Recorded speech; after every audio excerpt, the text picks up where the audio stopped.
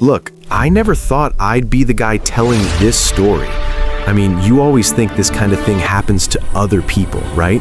The guys in movies, the stories you read on Reddit at 2 in the morning when you can't sleep.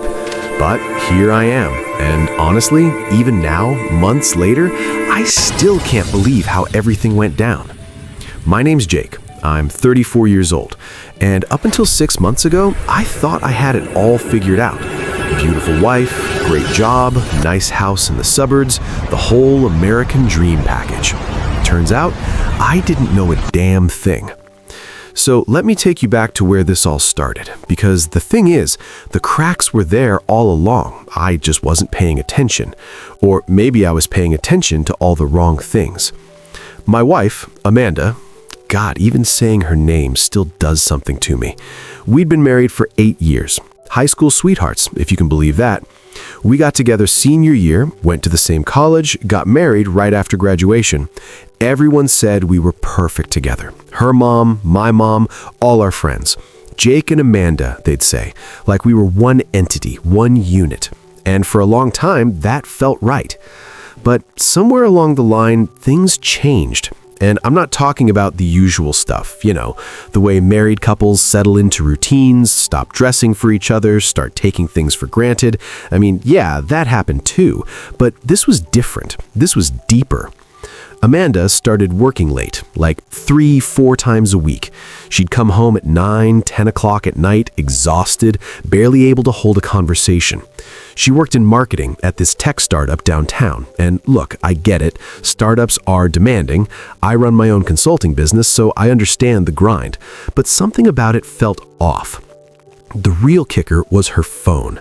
Man, she guarded that thing like it was the nuclear codes. She'd take it everywhere, bathroom, kitchen, even to check the mail. And if I walked into a room while she was on it, she'd flip it over real quick or minimize whatever she was looking at. When I asked her about it, casual-like, she'd laugh it off. Babe, it's just work stuff, client confidentiality. Made sense on the surface, but my gut was telling me a different story.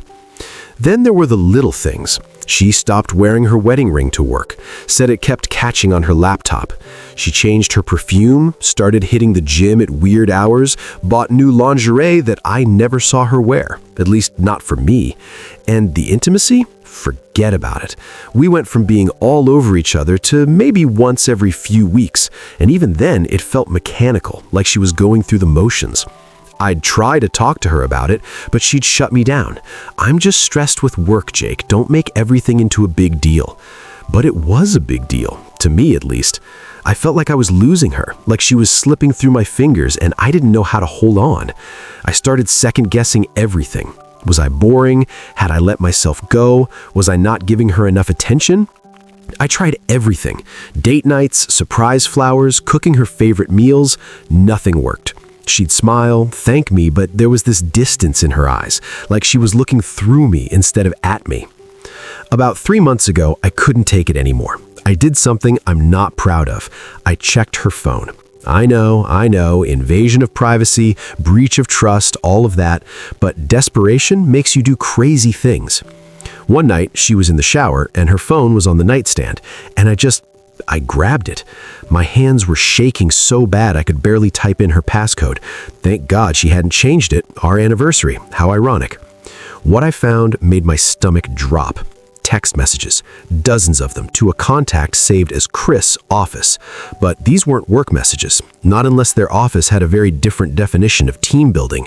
There were messages about meeting up, about how much he missed her, about last night being amazing.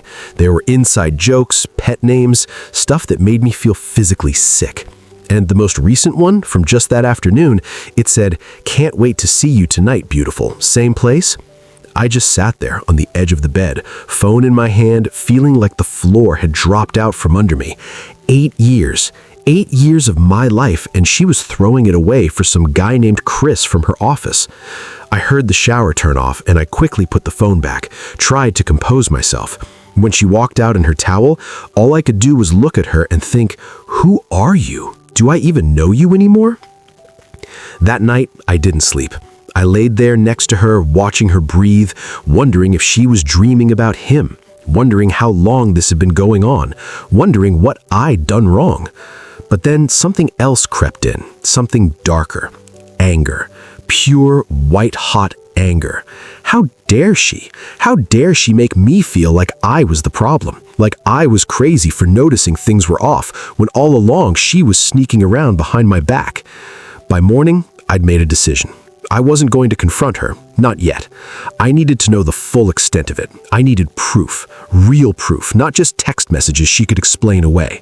So I did what any self-respecting, paranoid husband would do in the 21st century. I hired a private investigator. Guy's name was Rick, came highly recommended from a buddy of mine who'd gone through a messy divorce. Rick was this older dude, maybe late 50s, looked like he'd seen everything twice. He didn't judge, didn't ask too many questions, just took the job. Within a week, Rick had everything. Photos, timestamps, locations. Amanda had been meeting Chris at this boutique hotel downtown every Tuesday and Thursday afternoon. They'd grab lunch first at this Italian place, all cozy and hand-holdy, then head to the hotel for a couple hours. The photos were gut-wrenching. Her laughing at something he said, him with his arm around her waist, the two of them kissing in the hotel parking lot. That last one, that kiss, that's the one that broke something in me.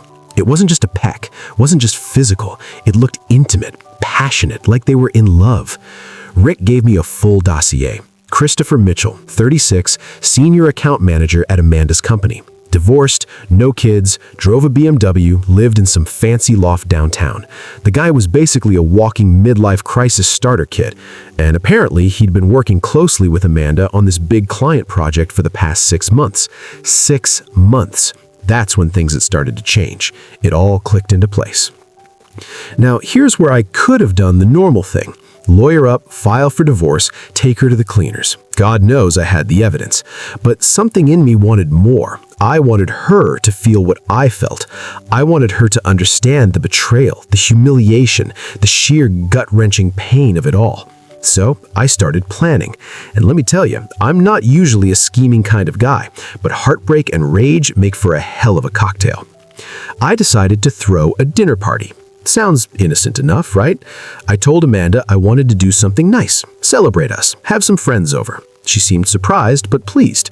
"That's great, babe," she said, giving me a kiss on the cheek that felt like a lie. "Who should we invite?" I told her I'd handle everything, just wanted her to show up and look beautiful. She loved that, the idea of not having to plan anything. Of course she did. She was busy enough planning her double life. I invited my best friend Marcus and his wife Jennifer. They'd been with us through everything, knew us inside and out. I also invited Amanda's sister, Rachel, who had always been like family to me. And here's the kicker. I invited Christopher Mitchell. I found his personal email through some LinkedIn sleuthing and sent him a message pretending to be a potential client. Said I'd heard great things about his work, wanted to discuss a project, and could he meet me at my home address for a dinner meeting. He jumped at it, probably thought he was landing a big fish.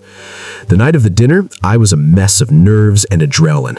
Amanda was in the bedroom getting ready, and I was in the kitchen, supposedly prepping food, but really just trying not to throw up. Marcus knew something was up. I'd told him I needed him there, that something big was going down, but I hadn't given him details. Jennifer kept shooting me concerned looks. Rachel arrived early and could immediately tell something was wrong. "Jake, you look like you've seen a ghost," she said. "What's going on?" I just told her to trust me, that everything would make sense soon. Amanda came down looking stunning. She'd worn this blue dress, the one I'd always loved on her. And for a second, just a second, I wanted to call the whole thing off, wanted to pretend I didn't know, that we could go back to how things were. But then I remembered those photos, those text messages, and my resolve hardened. "You look beautiful," I told her, and she smiled. But there was something nervous in her eyes, like she could sense the tension in the room. We all sat down in the dining room, made small talk, poured wine. Amanda kept checking her phone, probably wondering where Chris was. He was late, which I'd planned for. I wanted everyone settled first. Marcus was telling some story about work. Jennifer was laughing.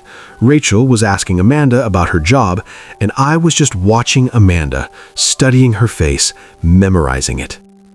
The doorbell rang at 7:30, right on schedule. "I'll get it," I said, standing up. Amanda barely looked up from her phone. I walked to the door, took a deep breath, and opened it. Christopher Mitchell stood there in a suit, holding a bottle of wine, that confident smile on his face. "Jake?" he asked. "Yes," I said. "Come on in. We've been expecting you." The confusion on his face was beautiful. I led him into the dining room, and this is the moment I'll remember for the rest of my life. Amanda looked up, saw Chris standing in the doorway, and her face just froze. All the color drained out of it. Her mouth opened, but no sound came out. Chris looked equally shell-shocked, his eyes darting between Amanda and me, trying to piece together what was happening.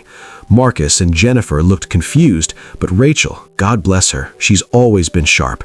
I could see the realization dawning on her face. "Everyone," I said, my voice surprisingly steady, "I'd like you to meet Christopher Mitchell. He works with Amanda."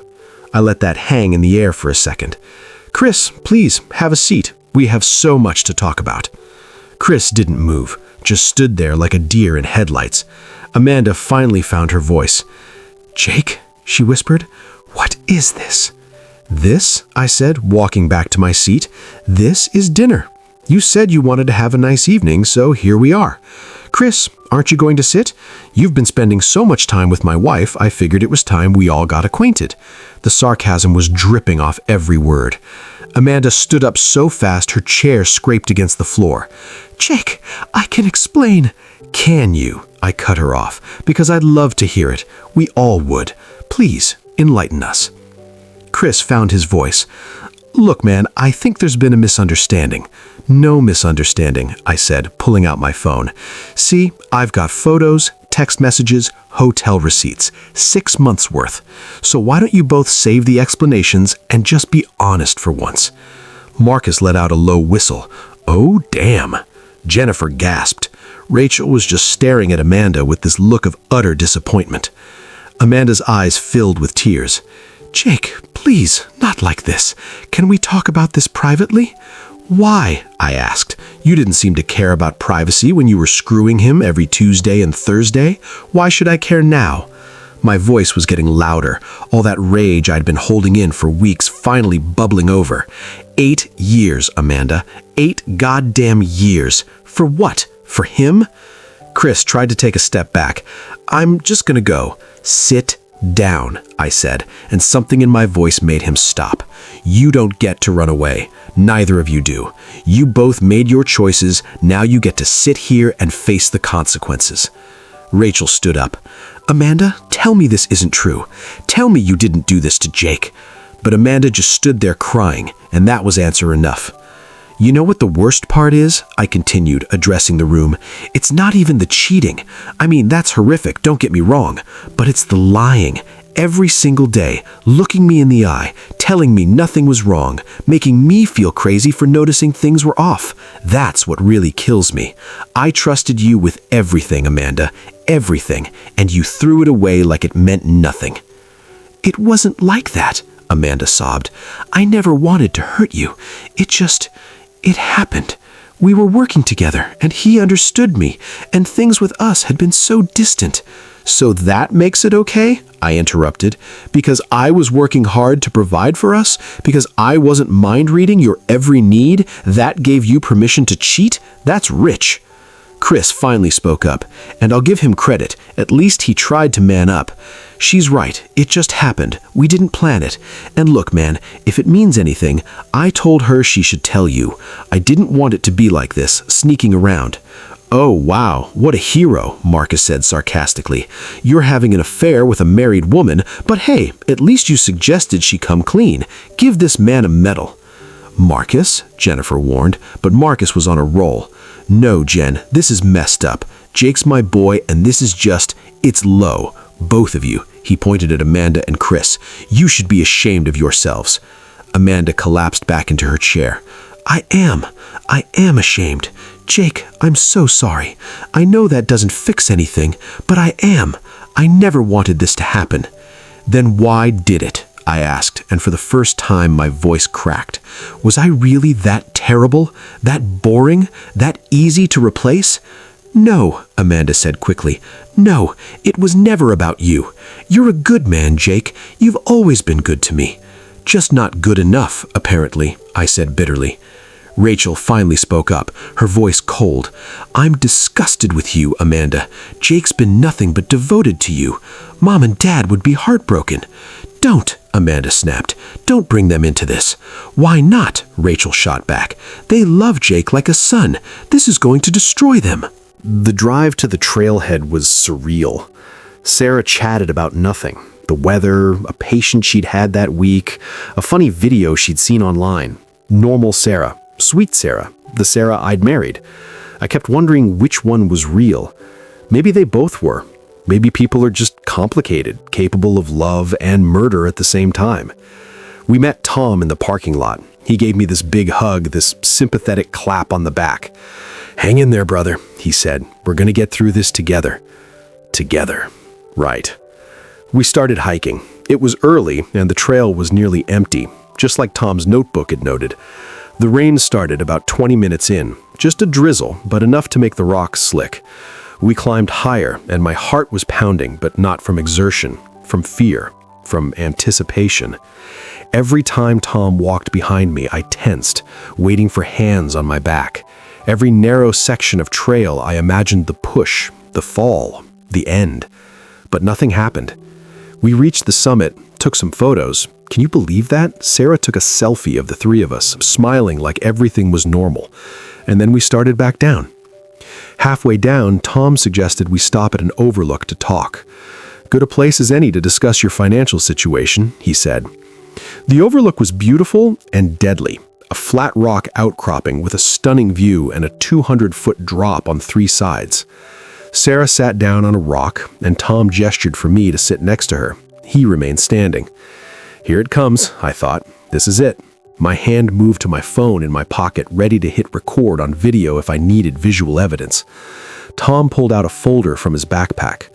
"So, I've been looking at your situation," he started. And then something weird happened. Tom's phone rang. He looked at it, frowned, and answered. "Hello? Yes, this is Tom Henderson." "What? When?" "Oh my God.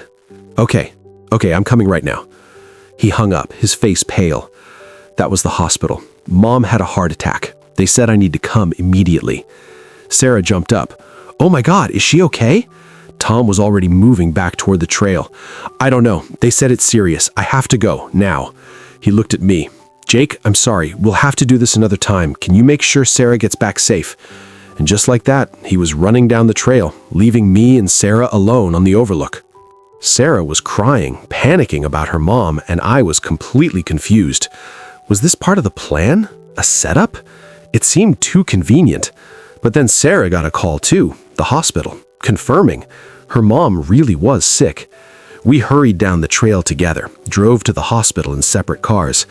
And here's where everything I thought I knew shattered completely. Because at the hospital, while Sarah was with her mom, who had indeed had a heart attack, I ran into Tom in the hallway, and he grabbed me, pulled me into an empty waiting room, and said words I never expected. "Jake, thank God, listen to me. We don't have much time. Sarah's trying to kill you." I just stared at him. What? He was breathing hard, talking fast. The insurance policies, the planning, all of it. It's Sarah. She's been planning this for months. I found out 2 weeks ago, and I've been trying to figure out how to tell you how to stop her. That phone call? That was me. I had a friend fake it to get us away from that overlook because I knew she was planning to push you today. My brain couldn't process what he was saying. But I found your notebook, your handwriting, the plans. Tom looked confused. What notebook? Jake, what are you talking about? So I showed him. Right there in the hospital waiting room, I pulled up the photos on my phone, the insurance documents, the notebook with his handwriting, and I watched Tom's face go from confused to horrified to absolutely pale. "That's not my handwriting," he said. "I mean, it looks like it, but look closer."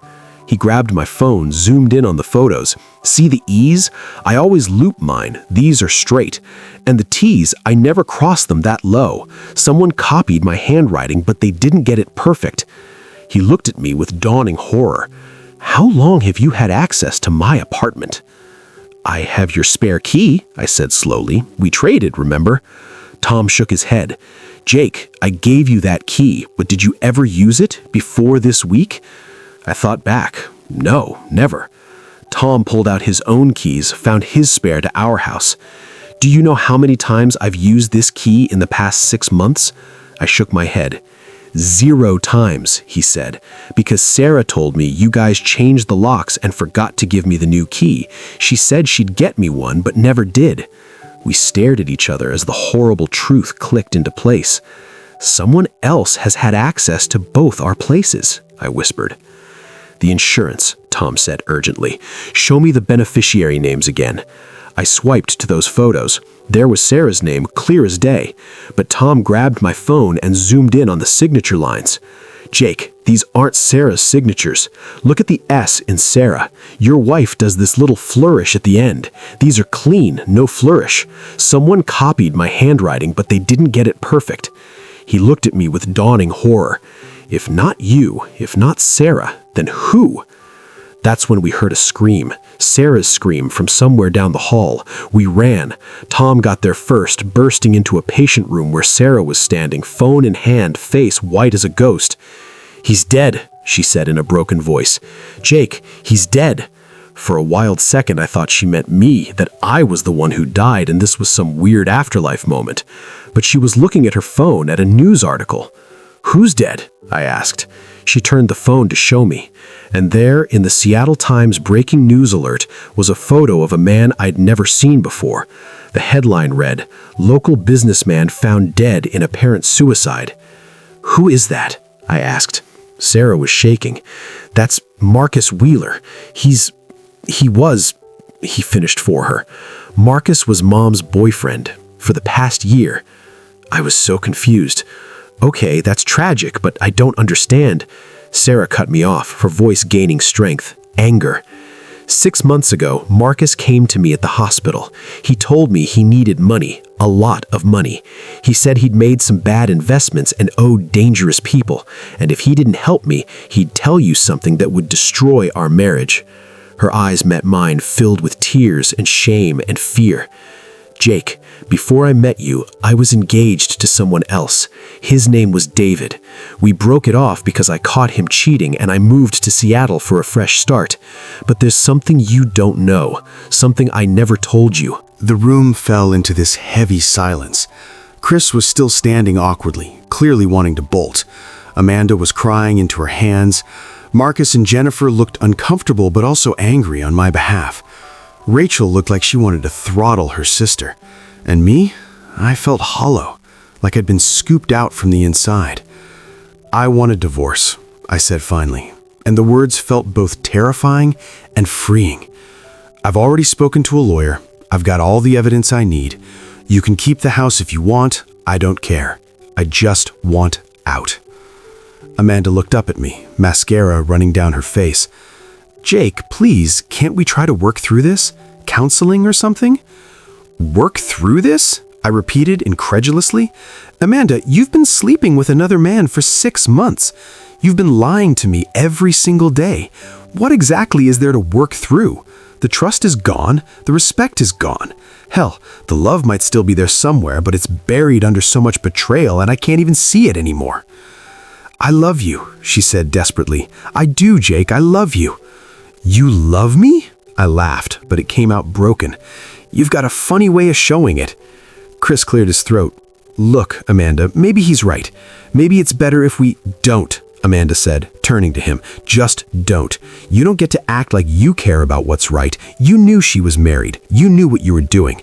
Hey, you were the one who pursued me, Chris said defensively, and oh man, that was the wrong thing to say. Amanda's face went red. Excuse me? You're the one who asked me to lunch that first time. You're the one who suggested the hotel. Yeah, and you said yes, Chris fired back. Don't act like you're some innocent victim here. You wanted this as much as I did. And just like that, they were turning on each other. It would have been funny if it wasn't so pathetic. Marcus leaned over to me. Yo, you good? He asked quietly. Not even a little bit, I admitted. But I will be. Damn right you will, he said. We'll get you through this, bro. Whatever you need. The rest of the dinner, if you can even call it that, was a disaster. Amanda and Chris kept arguing, each trying to shift blame to the other. Rachel joined in, defending me and tearing into both of them. Jennifer tried to play peacekeeper but quickly gave up. Marcus just sat there shaking his head. And me? I just watched it all unfold, feeling strangely detached, like I was watching a movie of someone else's life. Eventually, Chris left, tail between his legs. Amanda tried one more time to talk to me, to plead her case, but I was done. Rachel took her sister aside and told her she needed to leave, that she'd stay somewhere else for the night. Once they were gone, it was just me, Marcus, and Jennifer, sitting in the wreckage of what was supposed to be my marriage. "That was heavy," Jennifer said finally. "I'm so sorry, Jake. I had no idea." "None of us did," Marcus added. "She hid it well." "Too well," I said. "That's what scares me. How easy it was for her to lie. How natural it seemed." We sat there for a while longer, them offering support, me trying to process everything. Eventually they left, and I was alone in the house that suddenly felt too big, too empty, too full of memories I didn't want anymore. The next few weeks were a blur of lawyers, paperwork, and division of assets. Amanda tried to reach out several times, but I kept it all through attorneys. I learned through the grapevine that she and Chris had broken up almost immediately after that dinner. Apparently, being exposed had killed whatever they thought they had. Good. I hoped they both felt as miserable as I did. My parents flew in to check on me, which was both comforting and humiliating. Having to tell your mom that your marriage failed because your wife was cheating, that's a special kind of pain. But they were supportive, didn't judge, just loved me through it. Rachel kept in touch too, apologizing constantly for her sister, saying she had no idea Amanda was capable of something like this. I believed her. Hell, I hadn't known Amanda was capable of it either, and I'd been married to her. The divorce was finalized 3 months later. No fault, they called it, which felt like a joke. There was plenty of fault to go around. Amanda got the house, like I'd said. I took most of our savings and investments. She didn't fight me on it. Probably felt too guilty. Or maybe she was just ready to move on, start fresh without the constant reminder of what she'd destroyed. I moved into a condo downtown, started therapy, threw myself into work. Marcus dragged me out to bars and basketball games, trying to get me back into the world of the living. Jennifer set me up on a few dates, none of which went anywhere, but it was nice to feel like a human being again, instead of just a walking wound. Rachel became one of my closest friends, which was weird, but also comforting. She had always been family, and just because Amanda wasn't my wife anymore didn't change that. Here's the thing though, and this is what nobody tells you about betrayal. It doesn't just go away. It lingers. 6 months later, and I still have moments where I wonder what I could have done differently. Still have dreams about her. Wake up reaching for someone who isn't there. Still feel that anger sometimes, sharp and sudden, at random moments. Like I'll be at the grocery store, see her favorite cereal, and just feel this wave of rage and sadness wash over me. But I also have moments of clarity, where I realize I dodged a bullet. I mean, yeah, it hurts like hell, but at least I found out before we had kids, before we'd built even more of a life together. At least I found out before I wasted another 8 years on someone who didn't value what we had. And honestly, I'm proud of how I handled it. I could have done so many things worse. Could have gotten violent, could have smeared her reputation, could have made everything uglier than it already was. But I took the high road, mostly, and I can live with that. I ran into Chris once, actually, about a month ago. We were at the same coffee shop and our eyes met across the room. He looked uncomfortable, like he wanted to apologize or explain or something. I just nodded at him and turned away. What's the point? He's not the villain of this story, not really. He's just a symptom of a bigger problem. Amanda and I had issues, cracks in our foundation that we both ignored until they became chasms. Could we have worked on them? Maybe. Should we have? Definitely. But she chose to jump into someone else's arms instead of trying to fix what we had, and that's on her. As for Amanda, I heard she moved to another city, took a job at a different company. Rachel says she's doing okay, but I don't ask for details. I don't need to know. That chapter of my life is closed, and I'm trying to write a new one. It's hard, don't get me wrong. Some days are better than others. Some days I feel like I'm moving forward, building something new. Other days I feel like I'm back at square one, sitting on the edge of that bed with her phone in my hand, world crashing down around me. But you know what? I'm still here. I'm still standing. I'm still fighting to believe that love doesn't have to be this painful, that trust doesn't have to be this fragile, that there's someone out there who value me the way I deserve to be valued. And until I find that person, I'm learning to value myself, learning to be okay with being alone, learning to enjoy my own company, learning that my worth isn't tied to whether someone chooses to stay or go. That dinner, that terrible, dramatic, painful dinner, it was my way of taking back control, of refusing to be the fool who never saw it coming, of forcing Amanda and Chris to face what they'd done, to sit in the discomfort of their choices. Was it petty? Maybe. Was it satisfying? In a twisted way, yeah. Would I do it again? I honestly don't know. What I do know is this. I tested my wife that night. Not in the way the title suggests, but in the truest sense. I tested whether she'd own up to her mistakes, whether she'd show remorse, whether there was anything left worth saving. And she failed. Not because she didn't love me. I think in her own messed up way she did, but because she loved herself more, loved the excitement and newness of what she had with Chris more, loved the thrill of the secret more than she valued our marriage. And that's the thing about betrayal. It teaches you who people really are when they think no one's watching. It strips away all the pretense and leaves you with the raw truth. Amanda's truth was that she was capable of hurting me in the deepest way possible and justifying it to herself. My truth was that I was stronger than I thought, capable of surviving something I never imagined I'd have to face. I still don't have all the answers. I don't know if I'll ever fully trust someone again. I don't know if the scars will fade or if they'll always be there, a reminder of what was lost.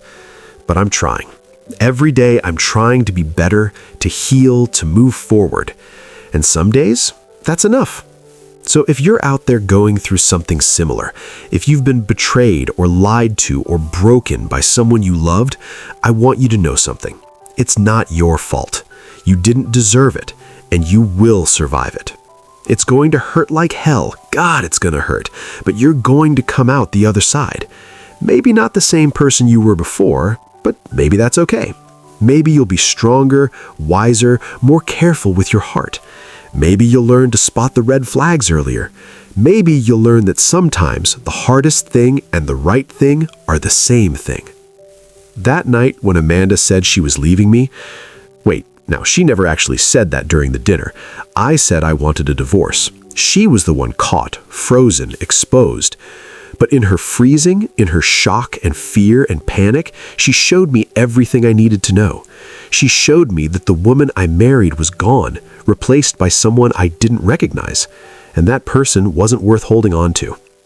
The person who walked through that door wasn't a savior or a villain. It was just a man who'd made the same mistakes Amanda had, who'd been part of this whole mess. But his arrival was the catalyst, the moment when everything came crashing down and the truth couldn't be hidden anymore.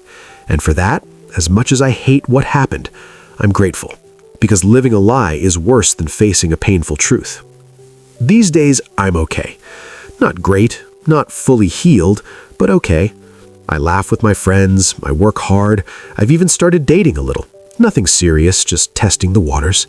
I sleep through most nights now without waking up in a panic. I've stopped checking if Amanda's viewing my social media. I've stopped replaying that night over and over, looking for clues I missed or things I should have said differently. Life goes on, whether you're ready or not. The sun keeps rising, the world keeps turning, and you either turn with it or you get left behind. I'm choosing to turn. I'm choosing to believe that this isn't the end of my story, just the end of a chapter. A painful, devastating chapter, sure, but not the whole book. And who knows? Maybe someday I'll look back on this and see it differently. Maybe I'll see it as the push I needed to become who I was meant to be. Maybe I'll thank Amanda, in a weird way, for setting me free from a marriage that had already died. Maybe I'll even forgive her, though that day feels a long way off.